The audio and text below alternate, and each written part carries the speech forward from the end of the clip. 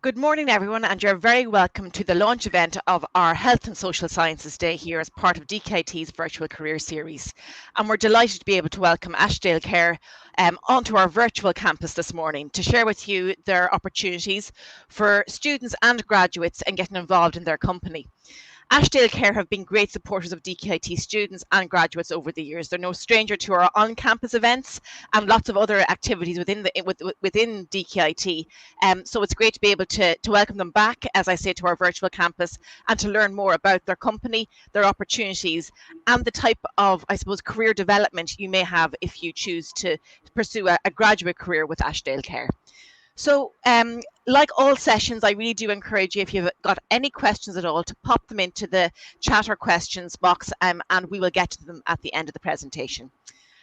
We're joined this morning by Oren and Jack from Ashdale Care, and I think it's yourself, Oren, who I'm going to hand over to take us through the initial parts of the presentation.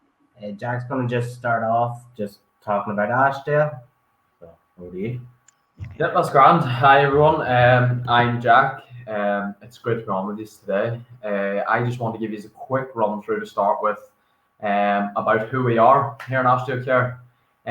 So we were founded in 2001 by Paula Kane. It was a small family-run business, and we started out with one home in the Monaghan area.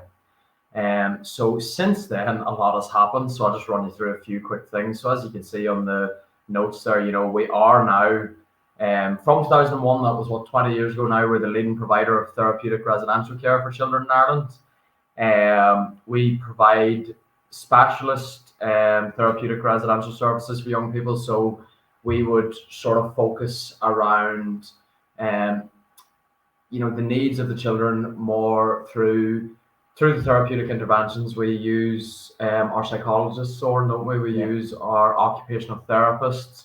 So we're more than just a residential service. At least that's what we like to think of ourselves as. As you can see in the notes there as well, we are, are very flexible with the young people we work with. That's something we sort of pride ourselves on here in Ashdale. Every young person is different. And they all come through the door with, their different baggage, as we like to call it. It's not problems, it's baggage. We all have it. And, within Ashdale, we found that the best way to work with a child is to give each child their own individual specialized approach. So that's something we do pride ourselves on. Just a bit more background that's maybe not on the front page, and then I'll stop rambling and let Oren go on ahead. We have now 12 homes across the Monaghan, Meath and sort of Cavan borders. We are hoping to expand that over the next 4 to 5 years. I'm not giving the number of homes just yet, but there is a lot of career progression and career opportunities here with Ashdale. And I think just starts off, that's plenty, because I don't want to run through all the slides before we get to them. So I'll throw over to Oren for the next one.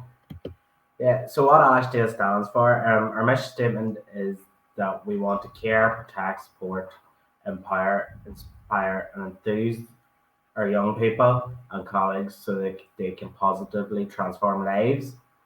It's something that is at the heart of Ashdale. It's very popular, it's at the heart that everyone lives by the mission statement values. It is something we all live by and go by, because we are about transforming care and transforming lives. So we're just on to the sort of the organizational structure. This is just, again, a brief overview. Just want to sort of let you know. So, as you can see there, we have, Paula there is our CEO, and then around Paula, we have the rest of our team. So we have, we have our finance team there led by Mark Murphy. We have our director of services, Caroline Gray. We have our HR director, who is Kelly Luker. And then we have our HR team who would deal with, any future candidates coming forward and, the students coming on board. It would actually be myself who would liaise with students initially, and then I would pass it on to Oren here, who is more than capable of helping the students out. We have our regional managers, and for anybody that's not too sure what regional managers might do, our regional managers look after basically between 3 and 4 different managers of homes, and that's like their sounding board. So the manager of the home is obviously in charge of the home, and then the regional managers look after the managers. And then, as you can see under them, you've got the managers, the deputies, the senior pracs, and then our residential social care teams, which would be, anybody coming forward from college. But if you're coming forward from social care, that's maybe the one you'd be most interested in, because as you can see, those steps, that is really the way the steps would work within Ashdale. If you were coming in as a residential social care worker, like that is literally it, the blueprint in front of you. We've Kerry there as well, who is the director of care and quality. So, Kerry is in charge of everybody that comes through the door here, all the kids that come through the door. She makes all the referrals and stuff like that, and works with the TCI trainers. And we'll get on to TCI training, I'm sure, as we go. And then last but definitely not least, we have Olivia, who heads up the clinical services team. So she heads up clinical psychologists, forensic psychologists, occupational therapists, art psychotherapists, and the education team. So within Ashdale as well, we have our we have our own education team. We have our own teachers who teach the kids who aren't just ready for mainstream education just yet. And again, I'm sure that's something we're going to get into. But if Orange flicks over the page, you can see that is the director team. So they're all the big wigs, as we like to call them. So it's just, just in case if you ever do come as a student, work, anything, you'll see these faces and you'll know exactly who and what they are. And that's the senior team as well. So that's our regional managers and Olivia. So at Ashdale, we'll operate out of 2 hubs. So we have one in Ballygolly, which is our head office, and one in Carrickmacross. At our hubs, it focuses on the education and the psychotherapy of our young people.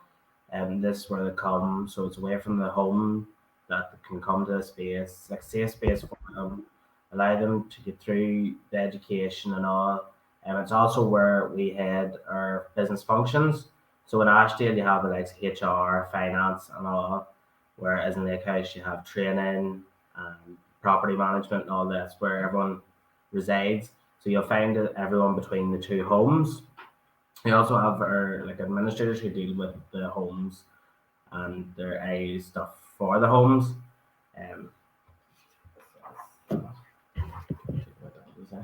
Yeah, so next, I won't bear anybody too much down. These are our homes next. As you can see, I'm not sure what your thoughts are on residential, or what anybody here knows about residential, but I think a lot of people, the horror stories, I think, are, their units, they're like hospitals. But as you can see, these are homes that we operate. Now, in 2001, when we first started, this wouldn't have been a common theme. A lot of the homes would have looked more hospital-like. Paula did decide that, no, this enough was enough. If we wanted these children to grow up and to live normal lives like the rest of us, we had to put them in a home, and we had to make them feel like they had a home, that they feel loved, they feel safe, they feel secure. So, basically she just decided from there on that this was how we were going forward. And it was very, very, very strange at the time. A lot of people opposed it and said, there's too much things that can go wrong and stuff like that. But, as you can see, 20 odd years later, we're still sitting here, and I think nearly every residential provider now goes off homes. So that's something here at Ashdale we sort of pride ourselves on, that we sort of kick-started that direction for everyone. Yes, so the future of Ashdale. This is something Oren loves to hear me talk about, because I love to drum it into everybody I meet. I may as well have a sticker with Ashdale across my forehead. Look, our future here at Ashdale is we want to reach as many kids across Ireland as we possibly can. We work so hard with the colleges, like yourselves here at Dundalk. We work with quite a few other colleges, because we know the only way we can expand and reach as many children as we can is by educating people that are coming out of college to see that residential is actually a good way to go when you come out of social care. We've gone from a small family organisation with 1 home to 12 homes. That was no small feat. We are, expanding, to open another 15 homes like it's not going to be in the next year, it's going to be in the next 5, 6, 7 years. And like as I say, it's why I believe at Ashdale for anybody coming out of college that you should definitely at least look into it, because there's lots of career progression. It is definitely a very rewarding job in my opinion. I don't work within the homes, but I know lots of people that do, and I do work with a lot of the teams that do work within the homes, and it can be tough, but it can be very, very, very rewarding. And if social care is your calling and helping others is your calling, because that is for a lot of people that do social care, that is their calling, then I believe residential with young children will really fulfill all of your,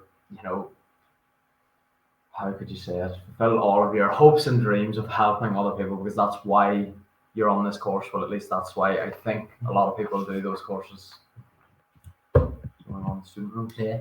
So currently at the minute we have 2 roles for students, which is a residential social care worker and student placement roles. We'll have plenty of opportunities for both. So the residential social care worker is descriptions to work as a member of a residential team and create a safe and caring environment for our young people and help meet their individual needs. Working in accordance with the legislation, which I'm sure if you're doing social care, you'll learn the legislation and all throughout. I'm sure Catherine has it drummed into you all by now. And so the salary for the role is 28,924 full-time equivalent, with additional sleep-in allowances of 10.20 per hour. And the roles are all based in Monaghan. We have a number of roles available, so there's plenty of opportunities. Do you want to just a bit about student placements? Yeah, so look, on everything that Oren said there, when we get into placements now, I'm unsure if anybody here is considering placements, if anybody in the year is considering placements, but as Catherine has mentioned, we've worked alongside Dundalk for many years now with placements. We offer placements for level 7 and level 8 students, so that will be 3rd and 4th year as far as I am aware. The only thing is, you must be over the age of 20. And just to explain that to anybody that is here, that that might disappoint. The reason we brought this in about being over 20, because we work with kids varying from the age of say 8 to 17. We just find that if we put an 18 or 19-year-old in with even a 16-year-old child, it does happen to trigger the child. It's not an easy experience for a student either, because it's just very, very, very close in ages. So we just, as a company, took it upon ourselves to say, look, the age of 20 is, what we will accept. And then obviously just must have access to your own car. Now, during the placement, you wouldn't need to have access to your own car, but you'd just be expected to, make it to placement and back. But then to come on as a employee for us, we do expect everyone to have access to their own car to get to work, and obviously then to have a driving license, because obviously we have cars on site to take the kids to school, to take them to events and activities. And if you are unable to do that, then you're unable to sort of work fully within our team. So if you do come on as a placement, once your placement hours are up, we have a number of opportunities that you can join as a full-time member of staff, even a part-time bank. Once you complete your placement, the opportunity is there to come on as a role within Ashdale, which is a lot of placements don't offer the work at the end of it, whereas Ashdale believes in recognizing their staff and keeping them on board.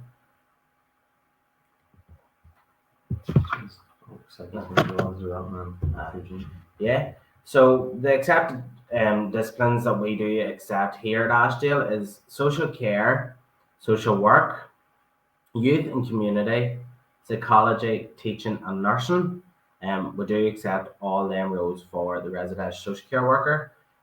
People might think it's a random mix, but when you're working in the teams in the home, that mix actually comes together in really good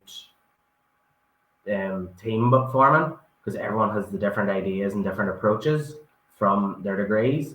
So it all comes together really nicely for the young people. So look, everybody that's listening is probably thinking, these two boys are rambling on about Ashdale. Why are they so great? Here's a story that I love to tell everybody. So Jane Anderson is one of our regional managers, and if she knew I was telling the story right now, she would kill me. But I'm going to tell it anyway. So as you can see there, Oren has it laid out. Jane started with us 12 years ago, and Jane started as a student placement from Athlone. So Jane went on to do the student placement, and I do recall hearing the story at the start that Jane wanted nothing to do with residential. She said, not for me, not for me.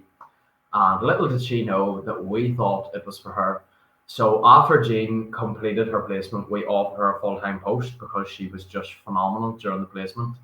I think within 2 years, Jane was offered to become a senior practitioner, which is sort of unheard of from someone coming out of college to be that young and that inexperienced in the job to be offered it. But the 2 years was plenty for Jean, and she was offered it. From then, you can just imagine where this went next. She went from a deputy home manager. She was then promoted very, very, very promptly to a home manager. Jean was actually promoted in crisis, which was a very, very brave thing for Jean to take on. She became a home manager, and she shored up the home and actually turned it into one of our best run homes. And then unfortunately for that home, last April, Jane became our third regional manager and also our youngest regional manager at only 33. She would definitely kill me if she heard me say that now too. But that just goes to show you, in the story of Ashdale, we really do believe about internal growth. We believe in whoever we take through the door. If you want to do the work and you want to follow us on the journey, we will help you, and we will make sure that you grow within the role. And as I say, our biggest part of our ethos is we want our own people to take the big jobs, as they're called. Every job is a big job in Ashdale, but we want our own people to be leading the new people that come through the door. So that's something that we really, really, really believe in here at Ashdale, and it is something to sort of think about if you're going to consider Ashdale within a placement or even a working capacity. So what we actually offer our employees as a benefit, we offer maternity leave packages, paternity, annual salary increments, subject to appraisals, clinical team support for all our staff. We also have staff care, which is just there, confidential counselling. With in-house training opportunities such as our senior prac program and training for management. We do believe in promoting our staff to be the best they can. Every member, because all our homes are in Monaghan, all our staff get discounted gym membership with the Hillgrove, which we work very closely with in Monaghan. But we do believe in supporting and boosting our employees to be the best they can. And just on the benefits, sorry, before we jump on, within Ashdale here as well, Oren saying about the training we offer, just to expand on that a little bit.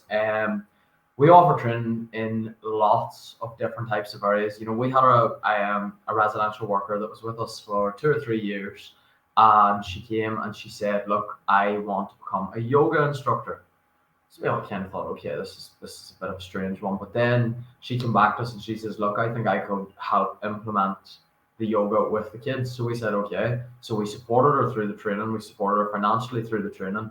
She became a yoga instructor, and now she actually would have traveled around the homes and would have done yoga with any of the kids that would have been open to doing it. So it's not just training to train yourself up as a residential social care worker. It's anything you believe from any discipline you've come from that could help us become a better organisation and help us ultimately look after the kids to the best of our ability, because that is ultimately all we want. So any form of training that could help the kids, it could come forward, and then we could help any aspiring employee get that training. So what we do offer our staff is we believe in success recognition. Once our staff member does something, like graduates, goes off, we believe in recognising that from a HR perspective. We want our employees to feel engaged. We want them to feel like they're listening to, which they do get listening groups and reflective sessions, and 2 team monthly meetings, so they're always aware of what's happening around their home. We believe in success recognition, which is a big key here in Ashdale. And like as Jack says, if you've a process to boost children's needs in the home. We believe fully in supporting and recognizing your contribution to the Ashdale community. Yeah, so we're just gonna finish off here and show you just some of the things that our kids get up to. The biggest thing I would say about working in residential, especially here in Ashdale, is every day will be different in the workplace. For some people, that would be your worst nightmare. For some people, that would be fantastic. I always tell people throughout induction or even thinking of coming to us here at Ashdale, I say, when you're coming into work, make sure you're in your comfortable clothes, make sure you are your imagination is running wild, because these kids will want to get up to anything and everything possible. At the end of the day, they're just kids, and they want to have fun, and we find that if our staff members engage and want to have fun with them, then it is a very, very, very smooth operation. So we just thought we'd throw a few of the kids projects in and just show you what they get up to. And that's us. Was just to contact us. So if you want to get in touch about student placements or about the student role, if you can drop us an email at hr@ashdale.care.com or give us a wee call on 028 855 67755. Great. Thanks so much for that, guys.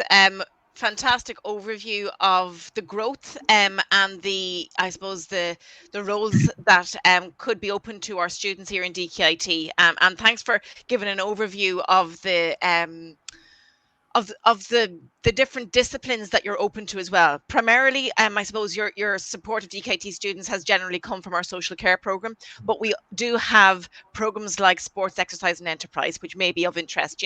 That community sort of side of things. We also have other areas in nursing, in even early childhood studies, and that's a question that has been posed to me here in relation to.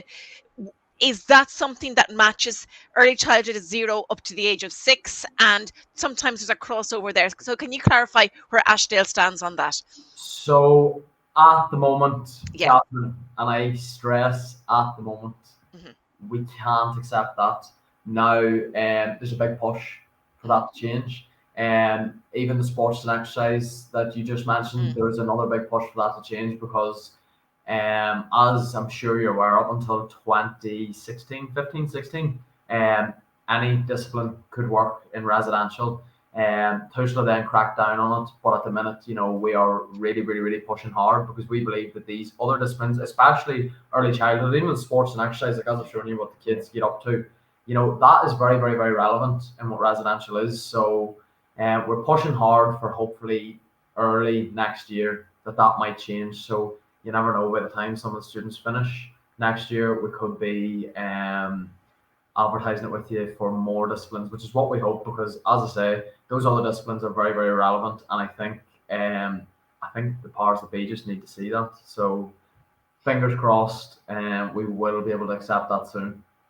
Okay, it was good to have that clarification, I think, Jack, just for students who may be tuning in around that. So what we're primarily looking at here in DKT would be the social care program and the nursing programs as a core group.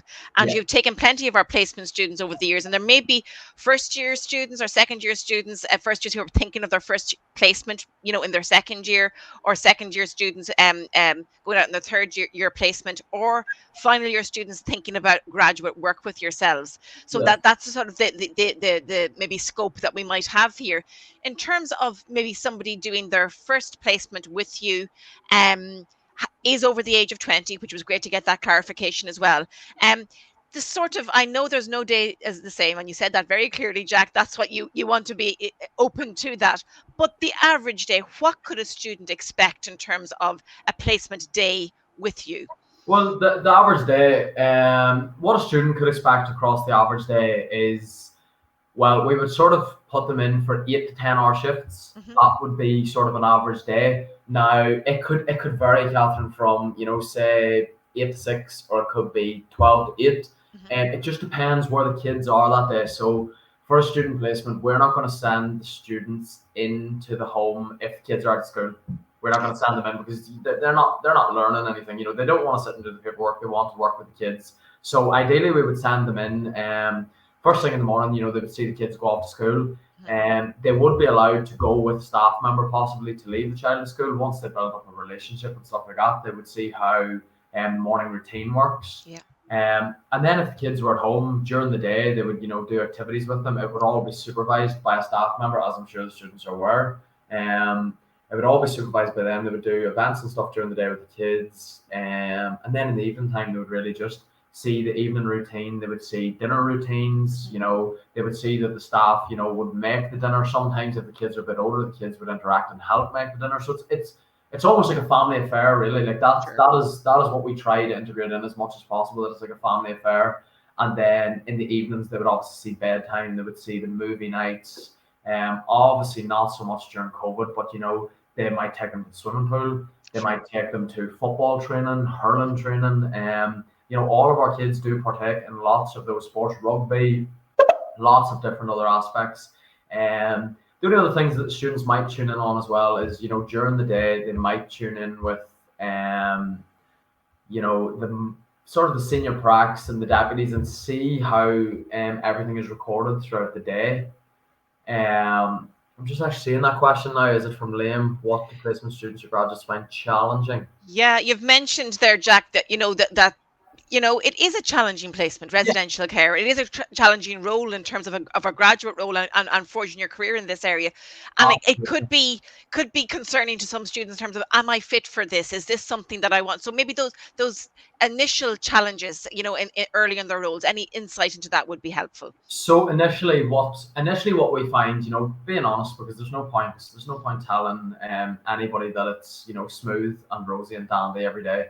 Initially, what we find is, listen, if you're coming out of college, it's very easy to know it all on paper and then get in and think, oh dear, this is not what we've been. It is what you've been taught to a certain extent, but as I say, every child is different. So initially, what graduates might find difficult is when you come in sort of to our homes, what we normally find with new staff members, the kids don't really want to engage, right? And how I normally explain this to people is you have to think of it from those children's point of view. A lot of those children have, attachment issues. Nearly all of them have attachment issues. So they've been left by someone in their lives. So they see me walking in as a new staff member and they just think, I'm not having anything to do with you because you'll just leave. So they almost want you to prove yourself to them. And how I say to people about proving yourself is you just chip away and it's the small wins. I was like, it's the small wins of, maybe you'll go in some morning and they'll say hello back to you when you say hello. And the biggest thing that I think graduates and anybody starting off finds very difficult is they personalize it a lot and they think, oh Mhm. my God, maybe it's me. Me, yeah. But in our homes, that is why we put so much emphasis on our senior practitioners in the homes because the senior practitioners will be tasked with looking after all of the people that start new. The team look after each other as well, but the senior practice would really look at all the new people that are coming in and support them and say, look, it's not you. And the first thing they'll tell you is do not personalize it because they're children. They just say things to try and get under your skin. We all know what kids are like. So that's probably some of the things they find difficult at the start. Some people find the shift work difficult. Now, for some people, shift work is great because how it sort of works here in Ashdale is you would sort of do, late early, which would be a 25 to 26 hour shift. So it would be you would come in at say 7 o'clock on a Monday morning, and or no, not 7 o'clock. You would come in at say 9 o'clock on a Monday morning. You'd be on shift until 12 o'clock that night, and then your sleep-in rate would kick in from 12 to 7. Then you get up the next morning, do the school run, get everybody ready, come back, do handover, and you'd be away by 10, 11 o'clock. Then you're away for at least a day and a half, if not more, depending on things. So like some people find that difficult with shift work, other people absolutely love it because it works out that I think across the month your full-time contract is 169 hours and it works out that you're working sort of 17 to 18 days out of the month. So you have on average, 12 days off, which is, a lot more than most people who are doing their Monday to Friday 9 to 5s. So some people find that difficult. Some people absolutely lap it up and love it. But aside from that, like the challenges, they come for in lots of different ways for lots of different people. The biggest thing is somebody coming on and thinking, no, like this is not what I was told it was because it never will be what you told it was. No workplace is ever exactly what you thought it was in college. And another big one, as I said, is personalising things. So, you come on board, you get involved with the team as much as you can, and you'll find after a while that, most people in here, the biggest thing in Ashdale is a lot of our teams end up becoming like best mates, properly best mates, and they do a lot outside of work, because when you're working so closely with people, you do just end up building those relationships. And as you build those relationships in your first, 2, 3, 4 months, I always tell people, if you make the 6 month barrier, you'll never look back. But I was like, but the first 3 to 6 months, it'll be like a roller coaster. It'll be up and down and up and down. Then after that, we find that a lot of people don't look back. So I hope that's give you a bit of insight. And look, as Oren said, just feel free to contact us in any way. You'll get HR, or you'll get myself, anybody that you just like to talk to, because we're always there for any questions, and no question is a silly question, as I always say. No, I think that's great. To be honest about that, in terms of